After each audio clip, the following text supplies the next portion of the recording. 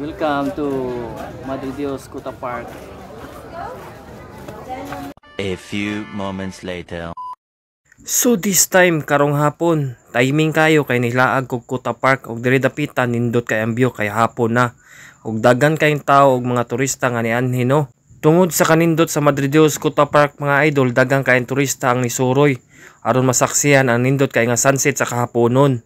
Para sa ganahan mo laag dira or mo bakasyon diri sa among isla, unsa pa man yung gipaabot, ayod ninyo si Piata kaning Madre Dios Kuta Park para mag-enjoy mo sa inyong pagbisita. If mangutana mo if na entrance to, bagon mo na ko nga wala jud ni siya entrance. So ang nakanindot ani kay libre ra jud diri. Nya nindot kay ang panahon og nindot kay ang palibot, kay lapad kay ang baybayon og puti kayo ang bus.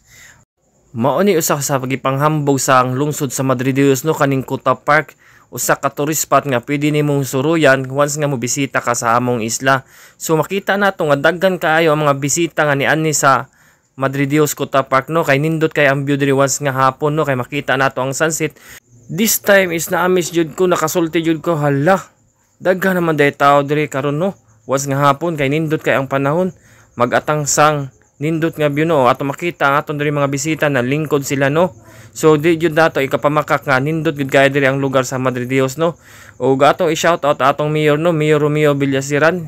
Mo ni atong butang mayor diri sa lungsod sa Madre Dios og padayon sa iyang mga proyekto no nga manindot ang lungsod sa Madre Dios. So actually sa akon mga video nga gipang-upload mga idol is daghan kay nag-comment didto nga dako na kuno kayo kausaban kaning atong isla sa Madre Dios. Syempre tungod na sa atong bag-ong mayor nga wala ko'y masulti sa atong bag-ong mayor no, makasulti jud ko nga deserving jud kay atong mayor no, kay daghan kayo ang nausab sa atong lungsod sa Madre Dios no, daghan na kayang musuroy ng mga turista.